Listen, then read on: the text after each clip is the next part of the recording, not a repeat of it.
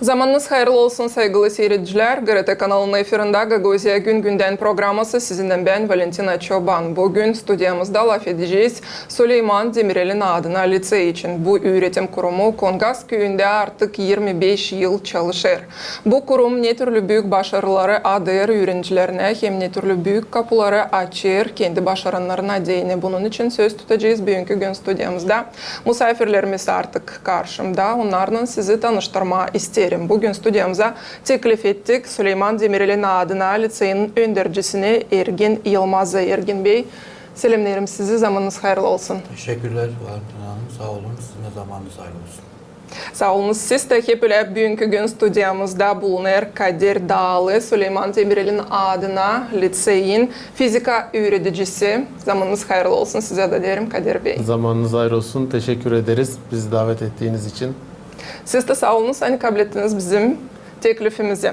Hep öyle bugünkü gün stüdyamızda bu liseyin başaranları, onlarla da sizi tanıştırmayı isterim saygılı seyircilerimiz. Maria Gritskova. Selamlarım size Maria. Hep öyle benim yanımda Dina Şekerli. Diana Şekerli, zamanınız hayırlı olsun. Merhaba, zaman hayırlı olsun.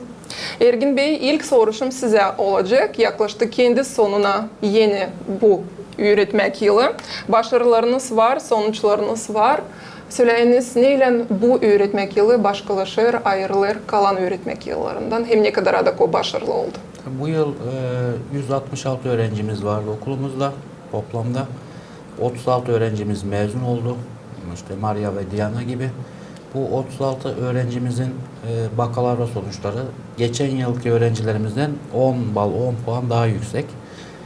Geçen yıl 7.27 idi ortalamamız, yine çok yüksekti, yine güzeldi. Bu yıl 7.37'ye çıktı. Bakalavra sonuçlarında %99 başarımız var. Tüm öğrencilerimiz başardılar, liseyi bitirdiler. Bunun haricinde 11 öğrencimiz Türkiye'den burs kazandı. Başvurularını yapmışlardı. Sonuçları geçen hafta belli oldu. 11 tane öğrencimiz Türkiye'nin güzel üniversitelerinde, iyi üniversitelerine gidecekler. Orada okuyacaklar. Tüm masraflarını, tüm şeylerini Türkiye devleti karşılayacak. 4 yıl boyunca orada okuyup burslu bir şekilde okuyacaklar ve geri dönecekler. Hepsi de işte kızlarımız gibi güzel üniversitelere, iyi üniversitelere yerleştiler. Bunun haricinde yine tüm yapılan sınavlarda, dönem içi sınavlarında okulumuz gayet başarılı bir şekilde hem Gagavuzya'da hem Moldova'da eğitim öğretim yılını tamamladı. Biliyorsunuz biz İngilizce eğitim yapan, İngilizce dilinde eğitim yapan bir okuluz. Çocuklarımızı İngilizce derslerle hazırlıyoruz. Bunun sonucunda girdiğimiz tüm projelerde, yaptığımız çalışmalarda, sosyal etkinliklerde de gayet başarılı bir yıl geçirdik. İşte 19 Mayıs kutlamalarımız var bizim. Bütün Gagavuzya'daki insanlar katılırlar. Moldova'dan da gelenler olur. Hem Türk tarafından hem Moldova tarafından. Gayet güzel, başarılı ve renkli bir 19 Mayıs geçirdik. Yine GRT televizyonu oradaydı. Bunun için de mutlaka laf edeceğiz ileriye doğru ama sonuçlarınız güzel. Buna sevinirsiniz Ergin Bey. Böyle bir güler yüzle bunun için bize anlatırsınız. Tabii gayet güzel bir yıl geçti. Başarılı bir yıl geçti. Öğrencilerimiz güzel yerlere geldiler. Biz de mutluyuz bundan. Kadir Bey, siz neden mutluysunuz? Yine müdür beyin söylediği gibi öğrencilerimiz bu yıl bizi çok mutlu etti. Bakalavra başarılı. Bunun dışında Türkiye'ye öğrenciler gönderdik güzel üniversitelere. Türkiye'den başka yerlere de öğrenci gönderdik. Lisemizi bitiren öğrencilerimiz Kişinof'a, Rusya'ya, bunun dışında Çek Cumhuriyeti'ne benzer üniversitelere gittiler. Bunları gördükçe biz de elbette ki mutlu olduk. Kendi derslerimizde öğrencilerimiz güzel işler başardı. Sadece öğrenmek değil, bunun yanında projeler yaptılar.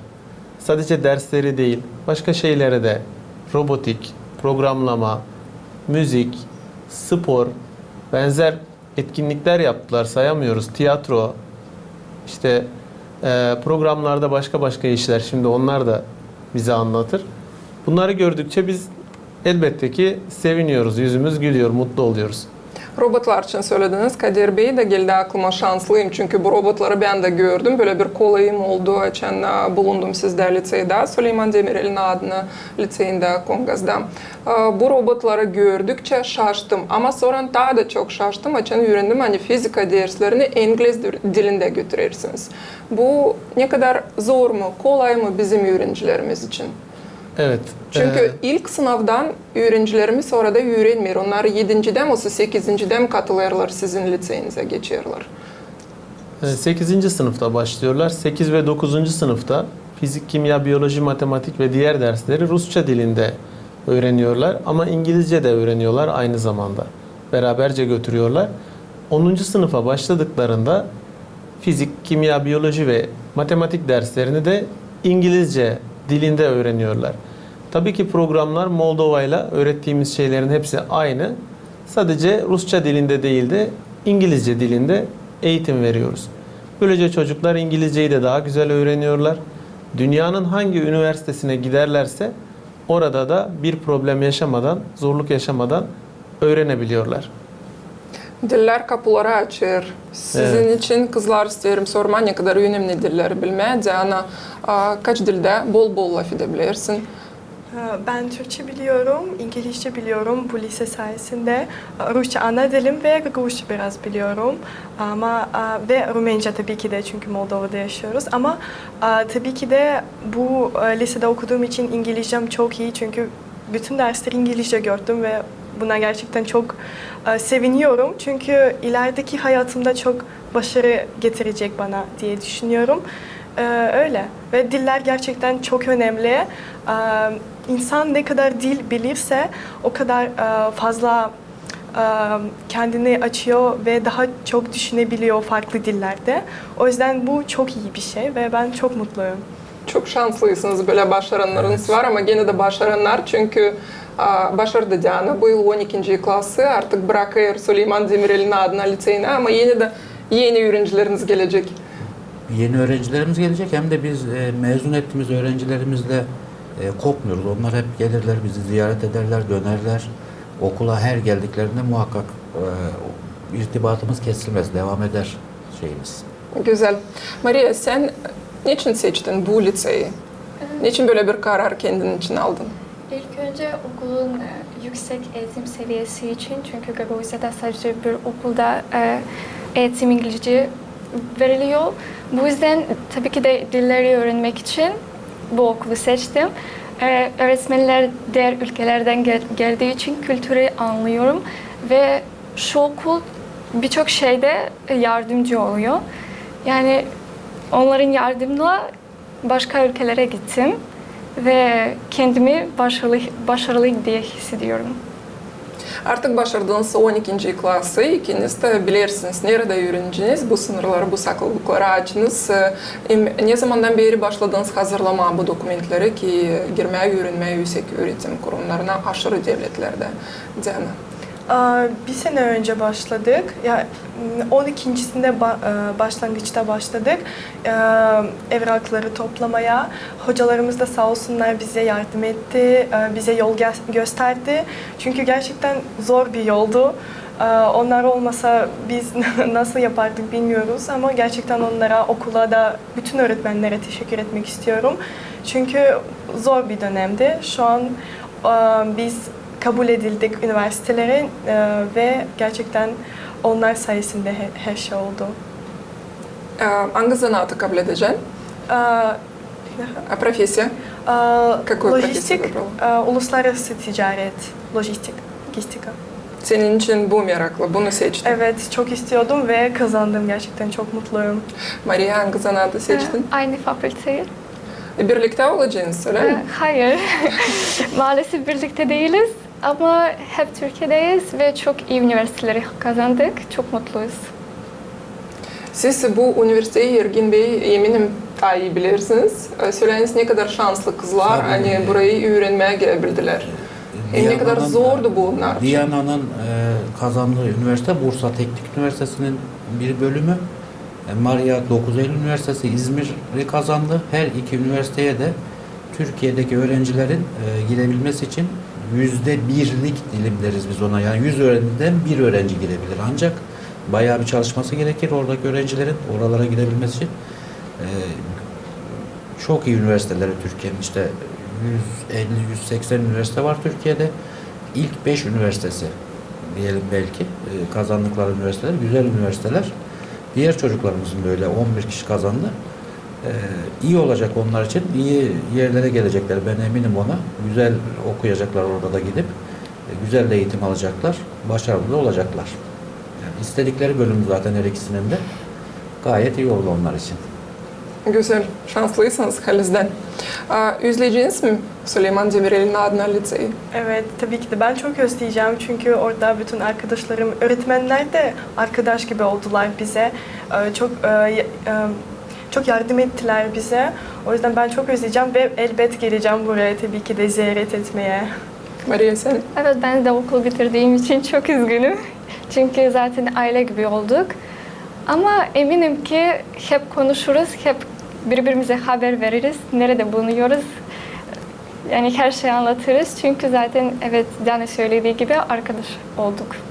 Bundan Kore'de güzel bir kolaylığımız var. İnternet, sosyal bağlantıları nerede her zaman var. Her bir kapımda yazışma, bir nasihat mı sorma, bir soruşma verme. Bunu da kullanabilirsiniz elbette. Tabii hiç bağlantımız kopmayacak. Zaten kopmuyor eski öğrencilerimizle de. Hem mezunlar günümüz ve derneğimiz de var. Biz yılda bir kez bütün mezunlarımız toplanıyor. Lisede yine onunla ilgili bir şeyimiz oluyor. Bir gün toplanır, eski mezunlarımız gelir. Orada hem öğretmenleriyle hem arkadaşlarıyla buluşurlar. Böyle bir etkinliğimiz de var. Ergin Bey, söylediğiniz gibi üretim programından Kore başka türlü olaylarınız da var. Onları her birini tek tek geliştirirsiniz, yaparsınız liseyinizde. İsterim getirelim aklımıza ta bir sıra 19 Mayıs güzel bir yurdu, gençlik hem spor yurdusu. Hangisi Mustafa Kemal Atatürk'ü anmak gününde geçirilir. Bu güzel olayda elbette biz de bulunduk. Ne kadar önemli sizin için ilerletme Mustafa Kemal Atatürk'ün prensiplerini. Sağlıklı olmak, sportla zanaatlanmak, iyi bir vatandaş olmak, islah bir insan, dost olmak. Bu ne kadar önemli sizin için? Tabii bunlar bizim için çok önemli. Bizim hem 19 Mayıs bayramı, bizde bayram sizde yortu derler. Bizim okulumuzun en önemli faaliyetlerinden birisi. Hem bir yıl boyunca öğrencilerimizin yaptığı tüm işleri orada biz sergiliyoruz. Tüm projeleri sergiliyoruz. Bunun yanında hem kültürel anlamda yaptıklarını sergiliyoruz. Hem o gün, o hafta içerisinde sportif faaliyetlerimiz de oluyor. İşte Kongaz'da, Komrat'ta koşular, çeşitli yarışmalar. Hem insanlara da gösteriyoruz spor yapmanın önemini çocuklarla beraber. Güzel bir ortam oluşuyor. Ve bir yıl boyunca okulumuzun tüm emeklerini orada biz ortaya koyuyoruz. İnsanlara gösteriyoruz. Gelen misafirlerimize gösteriyoruz. Gayet bu sene de iyiydi. Tüm çocuklarımızın sergiledikleri, yaptıkları her şeyi biz orada sergiledik. Gelen misafirlerimize gösterdik. Gayet güzel bir, başarılı bir yoğurtlu tören geçirdik. Sergi için biraz daha sonra laf edeceğiz ama şimdi sizden isterim sorayım. Kadir Bey, sporttan Kore dans da eder. Öğrencileriniz türküde çalırlar, türlü müzik enstrümanlarında becerirler çalma. Bunun için isterim anladasınız. Bu bir kültüre bölümü liseyinizde. Siz de bu işe katılırsınız. Var bundan haberim, söyleyiniz ne türlü gider işler? Evet, sadece biz öğretmiyoruz çocuklara. Biz de onlardan bir şeyler öğreniyoruz. Bu da çok güzel. Ben bu liseye geldiğimde kendimi çok şanslı hissettim. Çünkü çocuklarımız gerçekten bu okula seçerek geliyorlar, isteyerek geliyorlar. Ne istediklerini biliyorlar. Bizim okulumuzu biliyorlar ve ben bu öğrencilerle tanıştım, çok mutlu oldum. Çünkü çocuklar belki yeni bir şey çalmaya başlıyorlar, gitar ve başka bir enstrüman, işte yöresel enstrümanlar. Biz bunları birleştirdik. Kimler çalar, kimler öğrenmek ister. Birleştirdik. Farklı dillerde, Türkçe dilinde, İngilizce dilinde, Rusça dilinde müzikler yapıyoruz. Ve bu müziklerle konserler veriyoruz. Bu yıl 2023 yılının Mayıs ayında Fethiye'den bir festivalden davet aldık ve gidip orada güzel bir 3 konser verdik. Yine gittiğimiz yerde güzel oradaki insanlarla paylaşımlarda bulunduk. Sadece müzik değil, az önce de bahsettiğiniz gibi spor, bilim, sanat, kültür, bütün bunlarla ilgili faaliyetlerimiz var. Tabii şimdi burada hepsine birer birer konuşmak zannediyorum ki o kadar vaktimiz olmayacak. Ama Eminim öğrencilerimiz geldikçe, okulumuza adapte oldukça bunları da görecekler, kendileri de katılacaklar. Ben inanıyorum ki okulumuzdaki bütün öğrencilerin hepsinin de yaptığı, ders dışında yaptıkları birer spor veya sanat, müzik dalı var. Yani derslerin dışında. Buradaki öğrencilerimiz de öyle. Şimdi ben onların ne kadar güzel konuştuğunu gördükçe gözlerim doluyor, öyle söyleyeyim. O kadar bizi mutlu ediyor öğrencilerimiz ve onlardan da güzel şeyler aynı zamanda öğreniyoruz bizler de. Becerikli öğrencileriniz var. Halizden bunu biz de görürüz. Emeğimiz buna hani herkesi böyle. Ergin Bey, projeler için isterim anlatasınız. Programın başlamadan söylediğiniz Erasmus programı için, projekti için buna da katıldınız. 2 tane Erasmus projemiz var. 5 farklı ülkede ortaklığımız var. İşte Türkiye, Moldova, Macaristan, İtalya ve İspanya olmak üzere 2 Erasmus projemiz var. Onlar bu sene başlayacaklar. Karşılıklı hem gidiş geliş olacak hem çeşitli etkinlikler olacak. Bunun haricinde 5 tane e-twinning projesi dediğimiz. E-twinning projesini bu sene başardık, bitirdik hepsini. Bunlar da çok uluslu yine Azerbaycan, Türkiye, Moldova gibi ülkelerle ortaklarımızla kurduğumuz projelerde öğrencilerimiz orada karşılıklı online çeşitli etkinlikler yaptılar, tanıştılar, yeni insanlarla tanıştılar. 5 ayrı projemizin 5'ini de sonlandırdık, başardık. Gayet güzel oldu. Hem okulumuzu diğer ülkelerde tanıttık, hem öğrencilerimiz diğer ülke öğrencileriyle beraber ders işlemek, oradaki öğretmenlere tanışmak imkanı buldular. Yine seneye de bu projelerimiz devam edecek. Tüm öğretmenlerimiz bizim Türkiye'den görevli öğretmenlerimiz, işte Kadir Bey de dahil, Ali Bey, Sevil Hanım, Mine Hocam vardı İngilizce öğretmenimiz.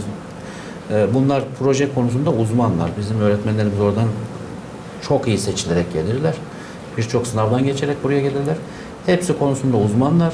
Projelerini gayet güzel hazırlayıp başardılar. O yüzden de şanslı bir okuluz. Yani öğretmenlerimiz de bu konuda gayet profesyonel ve başarılı. Türkiye Devleti elbette ki göz altında tutar. Öğretim Ministerliği'ni söylerim. Sizin başarılı olmanızı, bütün liseyin başarılı olmasını ne derler size? Onlar her ay bizden rapor isterler. Ne yaptınız, ne ettiniz, nasıl işler yaptınız. Biz hep onlara haber veririz. İşte şunlar oldu. Hep sonuçlar isterler bizden. Başarılarımız nasıl, hangi işleri başardık, hangilerini başaramadık. Onunla ilgili hep bizi göz altında tutarlar. Hep takip ederler. Ve onlar da mutlu ve memnunlar. Yani bizim okulumuzdan Türkiye'de başarılarımızı bilirler ve bizim okulumuzdan onlar da memnunlar. Onlar da başarılarımızı kutluyorlar, tanıyorlar ve biliyorlar yani. Şimdi bugünkü gün kaç öğretmeniniz var? Hem de kaçı onlardan Türkiye'den geldi, kaçı da buradan? 24 öğretmenimiz var. 10 tanesi Türkiye'den geliyor. Bizim 2 idarecimiz Türk, 2 idarecimiz Moldovan tarafından, Gagavuz tarafından. 8 öğretmenimiz işte fizik, kimya, biyoloji, matematik öğretmenleri Türkiye'den geliyor. 2 tane İngilizce öğretmeni, 2 tane de Türkçe öğretmeni geliyor. Bu sene 3 öğretmenimiz döndüler Türkiye'ye. Onların yerine 3 yeni öğretmen gelecek. Onların belli sınavlarını geçtiler. Her şeylerini hazırladılar. Evrakları hazır. Eylül ayında gelip başlayacaklar onlar görevlerine. 10 öğretmen Türkiye'den, 14 öğretmen Gagavuzya'dan şeklinde okulumuz devam ediyor. Kadir Bey, siz buraya geldiğinde niye en zor sınıştınız, en zor alıştınız? Vardı mı bir şey böyle yani sizi gerçekten şaştırdı? Hem de belki kendi kendinize dediniz, hani ben buna alışamam, ben buna sınışamam. Buraya geldiğimizde çok fazla yabancılık çekmedik. Burası bizim yine kendi ülkemiz gibi Gagavuzca'nın konuşulması bize çok yardımcı oldu. Tabii ki en çok zorlandığımız şey birinci sırada dil konusu oldu. Ben geldiğim zaman hiç Rusça bilmiyordum. Moldova'nın diğer taraflarına gittiğimizde konuşmakta problem yaşıyorduk. Evet İngilizce biliyoruz ama buradaki bazı insanlar yine İngilizce bilmediği için konuşamıyorduk. Ama Yavaş yavaş bunlara da alıştık. Şimdi şükür bir problemimiz kalmadı. Buradaki insanların yardım etmesi, öğretmen arkadaşlarımız, öğrencilerimiz, bizim bizden önce gelen öğretmen arkadaşlarımız çok yardımcı oldu ve alışmakta çok fazla zorluk yaşamadık. Öyle söyleyeyim. Sağ olunuz. Ergin Bey, Mustafa Kemal Atatürk'e adalı olay için söyledik. Ama lisey sonuçta Süleyman Demirel'in adını taşıyor. Bu da büyük bir adam hem Türkiye halkı için hem de Gagavuz halkı için. Çünkü kendi zamanında büyük destek etti Gagavuz halkına diyene. Onu anmak için ne türlü olayları geçirirsiniz liseyinizde? Biz Süleyman Demirel hem ismimizi verdi bize hem de okulun kuruluşunda çok büyük rol oynamış. Hem Gagavuzya'nın otonomisini Kuruluşunda büyük bir rol oynadı gerçekten. Gerçekten de büyük bir devlet adamı bizim için. Orada rahmetli oldu, rahmetli anıyoruz. Biz lisenin hem açılış programında hem kuruluş yıl dönümümüzde Süleyman Demirel adına da etkinlikler yapıyoruz. Onu da anıyoruz. Onun yaptığı işlerden de bahsediyoruz. Çünkü hem Gagavuzya için önemli bir kişi, sizin de söylediğiniz gibi. Hem Türkiye için de önemli bir kişi, değerli bir devlet adamı. Burada Türkiye'nin Gagavuzlardan belki daha önceki yıllarda da haberi vardı ama yoğun bir şekilde Türkiye'nin buraya ilgisinin dönmesi Süleyman Demirel'le başlamıştır. Hem yardımlar hem kültürel anlamda işte okul olsun, üniversitede bölüm açılması olsun Süleyman Demirel zamanında başlamış. Bugüne kadar da gelmiş. Tabii biz ona minnettarız bu konuda. Böyle gelip de buradaki Türkiye'den 1000 kilometre uzakta yaşayan soydaşlarımız, kandaşlarımız diyelim mi, onlara bir şeyler öğretmek, yardımcı olmak gayet güzel. Bunu da Süleyman Demirel'e borçluyuz biraz da diye düşünüyorum. Sağ olun. Maria, geçenlerde Hıdırlı ayında yurtunuz vardı, serginiz vardı. Yüksek misafirleri kabul ettiniz. Kendisini Türkiye Devleti'nin Moldova'da büyükelçisini odadan odaya gezdirdiniz, gösterdiniz türlü projektlerinizi. Sen de bu olaya katıldın. Söyle, senin için bu ne kadar önemliydi? Böyle yüksek misafirlerle laf etmeye, kendi becermekleri için anlatma. Tabii ki de bu okulda olduğumuz için tarihi de öğreniyoruz. Bu yüzden çok saygı duyuyoruz. Şunu diğer insanlara da göstermek istiyoruz. Çünkü kendimiz çok yetenekliyiz ve herhangi bir öğrenci, herhangi bir misafir bunu görmeli. Çünkü çok çalışıyoruz. Öğretmenler de biz de şu yurtuya çok saygı duyuyoruz ve misafirlerimize okul nasıl başarılı olduğunu göstermek istiyoruz. Hem de bundan gurur duyarsınız elbette.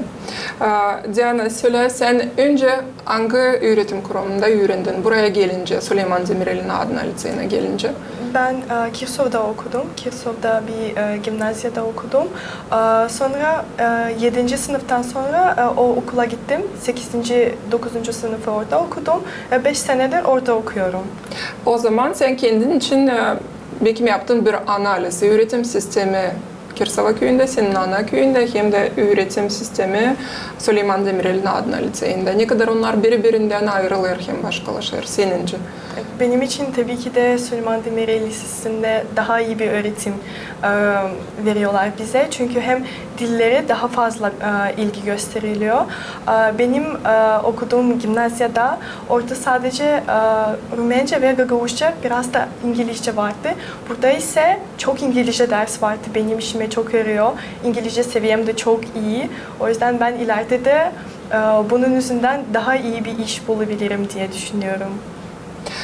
Boşa vermedin bu soru Diana'ya. Çünkü yaklaştık o kapıma. Ne zaman lazım söyleyelim Ergin Bey. Hani başlarsınız kabul etmeye dokümentleri yeni öğrencilerimizden, yeni gelenlerden. Söyleyiniz ne zamandan bunu yapmaya başlayacağınız? Olsa bir başladınız mı artık? Başladı süreç. Dokümanlarını getiriyorlar öğrencilerimiz yavaş yavaş. Hatta bizim kontenjanımız da sınırlı. 25 öğrenci alıyoruz 8. sınıfa. 25 öğrenci de 10. sınıfa 9'dan 10'a geçenlerden alıyoruz. Zaten bizim öğrencilerimizden 20 kişi, 5-6 kişi 10. sınıfa dışarıdan öğrenci alabiliyoruz. Bu okulumuzda okumaya isteyen öğrenciler acele etmeleri lazım. Çünkü dolmak üzere o kontenjanlar. Biz not ortalamasına göre alıyoruz. Cimnazyumdaki notlarına göre sıralayıp o şekilde alıyoruz. Notlar ne türlü olsunlar lazım? Hani bu öğrencinin olsun hakkı sizde öğrenmeye bu liseyde. Bizim geçen sene en düşük not ortalamamız okulumuza giren 8. sınıftan başlayan öğrencilerimiz 8,60 ve üzeriydi. Yani 8,60 ve üzeri öğrenciler gelmişti. Bu sene de yine bugün baktım ben listeye. Yine o civarlarda olacak. 8,5'un altına kabul etmeyeceğiz liseye büyük ihtimalle. Kontenjanımız yetmeyecek çünkü sınırlı öğrenci alıyoruz.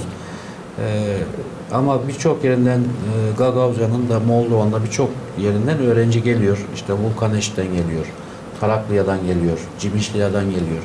Hatta Kişinev'den bile gelen öğrencimiz oluyor. Bu sene birkaç öğrenci Türkiye'den de gelecek. Tabii Türkiye'de yaşayıp bu okulu duyan ve buraya sırf tekrar dönen Gagauz bir ailemiz var. Bu bir yenilik mi? Seften Evet, böyle yapılır. İlk kez bir Gagauz ailemiz sırf bu okulda öğrencisini okutmak için Türkiye'den geri geliyor. Onlar da duymuşlar. İşte bu ayın bitkisine sonuna kadar kayıtlarımız, dokümanları alacağız biz. Ondan sonra değerlendirip bir komisyonumuz var. O öğrencileri değerlendirecek ve kimlerin okulumuza geleceğini de ilan edeceğiz biz. Irak'ta yaşayan öğrencileriniz için yurtunuz var. Yurdumuz Burada ne var. türlü koşullar kurulu Ergin Bey? Kız ayrı, erkek ayrı pansiyon yurdumuz var. Orada çocukların yiyecek ihtiyaçları, barınma ihtiyaçları, her türlü ihtiyaçları karşılanıyor. Ve temiz, güzel bir yurdumuz var. Çocuklar orada hem yeme, içme, barınma hem diğer sosyal, kültürel faaliyetlerini yapabiliyorlar. Barınabiliyorlar. İşte hafta sonları evlerine dönüyorlar. Hafta içi pazartesi geliyorlar. Rahat bir şekilde okula devam edebiliyorlar. Barınma ihtiyaçlarını da karşılıyoruz gelen öğrencinin ve çok düşük bir maliyette, ücretsiz neredeyse tamamen ücretsiz bir şekilde barınabiliyorlar. Kadir Bey, analar babalar hangileri isterler tanışma, ne türlü koşullarda onların oğlu ya kızı öğrenecek, yaşayacak, ne türlü bunu yapabilirler? Size diyelim öğrencilere danışsınlar var nasıl mutlak gösterebilir misiniz koşulları? Hem Evet. yurtta hem kendisinde liseyde. Tabii ki okulumuzu ziyaret edebilirler. Bizler okuldaysak okulumuzun sınıfları, yurdu, laboratuvarı, açık olan yerleri, müzik odasını, spor odasını gösterebiliriz. Bizler yoksak yine okulda idarecilerimiz, müdürümüz mutlaka okulda oluyor. Gelip okulda tanışabilirler. Zaten bizim okulumuzu sosyal medyada, YouTube'da benzeri platformlarda görüp, izleyip ona göre karar verebilirler. Böyle de bir kolaylıklar var. Evet. Ergin Bey hem Kadir Bey anlattılar koşullar için, kolaylıklar için ama son soruşum olacak size kızlar, Maria hem Diana. Çünkü size bakarak yeni öğrencileriniz belki de kararı alacaklar gelmeye Süleyman Demirel'in adına liseyine öğrenme. Siz Gagauzya'nın evlat boylarına ne söylemek istersiniz? Vererek cevap benim soruşma. Ne için Süleyman Demirel'in adına liseyinde öğrenmeye lazım? Hem ne için burada öğrenmeyizler? Bence çünkü ilk olarak biz Gagauzuz ve Türk dili de bize çok yakın, kültürü de çok yakın.